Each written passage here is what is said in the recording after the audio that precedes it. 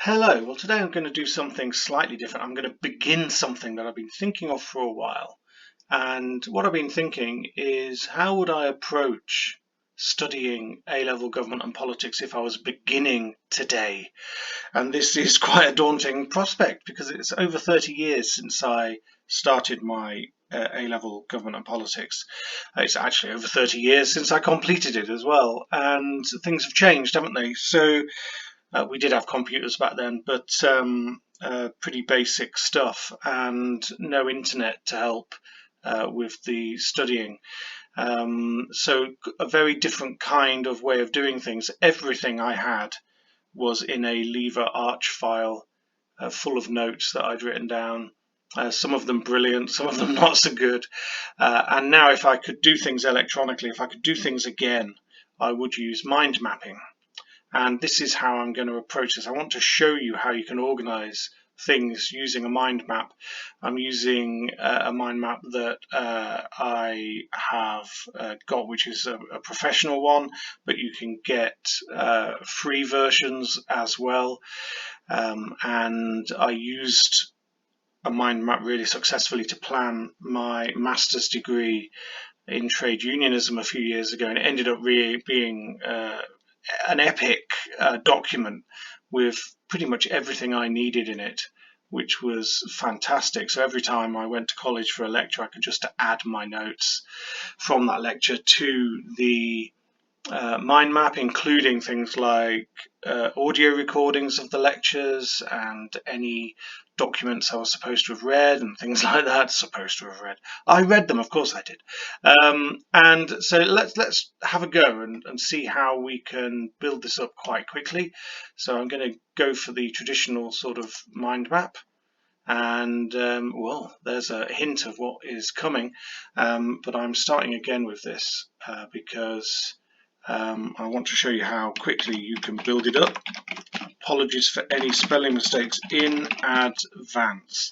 And all I have to do is press insert or enter and a new branch begins. And I want to split this up into UK politics, UK government, US and comparative. Also, it's worth bearing in mind that some people on Edexcel do global governance and comparative. Although I'm finding amongst the students this year, not many people are doing that that have come to me for tuition anyway. Last year it was the most prevalent. It was very interesting. So also I need to add political ideas, don't I? Wonderful. How exciting. So what I can do now is I can focus on one particular branch. I want to focus on the UK politics branch, so I apply branch focus. That's a bit larger than I wanted it to be. Let's see if I can move that down. Oh, there we go. And then again, I want to press insert and I want to add key terms for this. So that's one of the things. Sorry, no, I don't. Not yet. Not yet, John. Not yet. I want to add democracy and participation. Oh, spelling. What is that? Democracy and participation. I want electoral systems. Oh, rights. Pressure groups. Parties. Elections. And that'll do for now. If there's anything I've missed off the top of my head, I will add it later as I build this mind map up. It's going to be huge by the time I get a few weeks in. But already you can see that this is growing. And now I want to add key terms. And this is all I'm going to do today. I'm going to add key terms in a note that I'm going to add to that box, hopefully. At least that's what I'm planning to do. Let me just see if that's what is actually happening. So, right, Right, how do I do that? Here's a good question. So I want to insert into this a text note. So hopefully this is what is going to happen. Key terms, definitions. It's quite a while since I used this system, so I'm kind of hoping this is going to work. Anything that goes wrong, I'll add it. Now I should already have these ready to go in. That hasn't worked, has it? No, it hasn't, John. Right, let me see if I can find those key terms just briefly. Hopefully, or else I'm going to have to put them in manually, but I thought I could put them in. Oh dear, oh dear, this is all going wrong. That has gone on to the wrong tab now. So, what do I need to do now?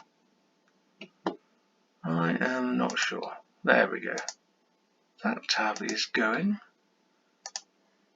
And this is the one I want to keep. Will it let me? No, it won't let me. Right, okay. So, the first one is legitimacy. And then we have direct democracy and representative democracy.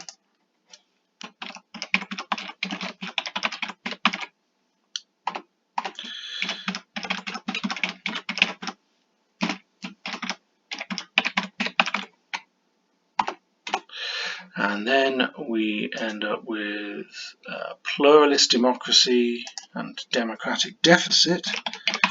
Wow, pluralist democracy, democratic deficit.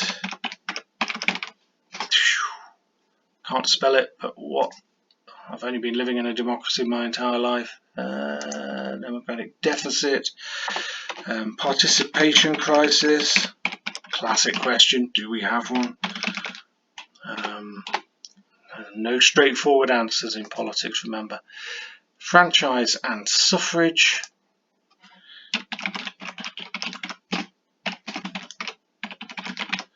Franchise stroke suffrage. Liberal democracy. Lots of different types of democracy here. This could be confusing, couldn't it? And tyranny of the majority. Tyranny of the majority. Right, okay. Too many R's and not enough N's, I feel. That's about right. Okay, so legitimacy. We can now add our definition. Now you could look in your textbook, but you want to get into the habit of using your own words. So what is democratic legitimacy? What we can say is it's whether someone legitimately, that's a bad use of word, legitimately holds power in a democratic sense. Have they won an election, perhaps? Have they won an election? This is not a perfect definition, but I can compare it to the textbook definitions later. But it's important to start to do things in your own words and learn from that. I think legitimacy is a debatable point. Have they won an election? Well, Rishi Sunak didn't win a general election, but was he legitimately the Prime Minister? Well, within the rules of the system, yes. So it's complex. So legitimacy can mean different things to different people. So was Boris Johnson a legitimate Prime Minister? Well, he won the 2019 election with an 80-seat majority, but he actually became Prime Minister before that, didn't he? He inherited Theresa May's lack of a majority. So, you can play around with exactly what this means. Direct democracy.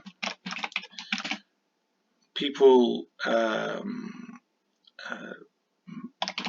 make decisions together without the need of a representative, or without the need of a representative even. Representative democracy, people elect a trusted representative to make decisions on their behalf. That's the best definition I've done so far.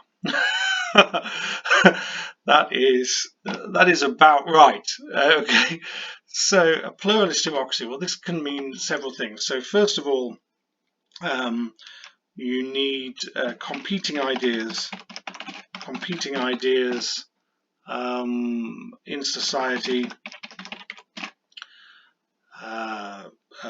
via rights, freedoms,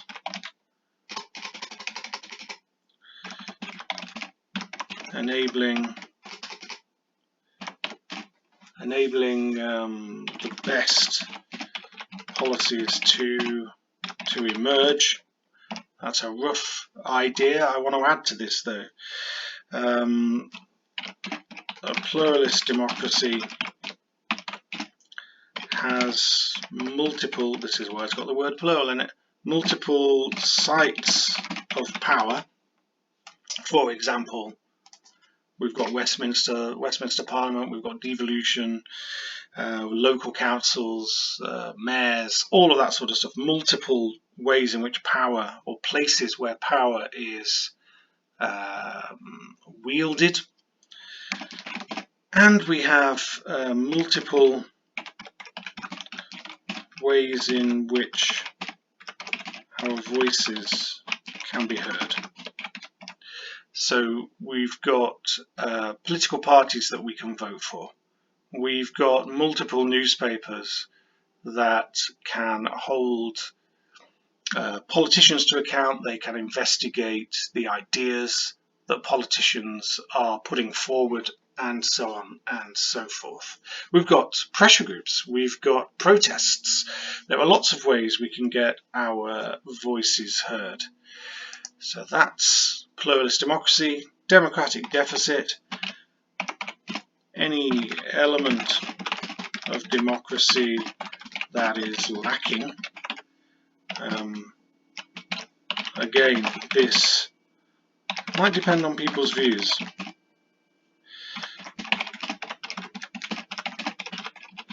For example, I might say the House of Lords is lacking democracy because it's unelected. Other people might point to it as holding the government to account in some particularly good way.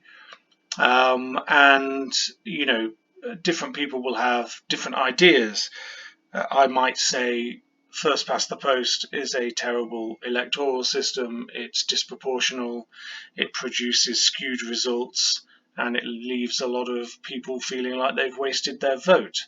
Other people will say, no, it provides a clear winner, it has stood the test of time, and it allows people to change their government and know exactly how to do so. It's simplistic, it provides people with one representative who they can find quite easily, and so on and so forth. Okay, so I'm not going to do the rest of these right now. I'm going to rearrange some of them because the early ones weren't quite as good as the later ones.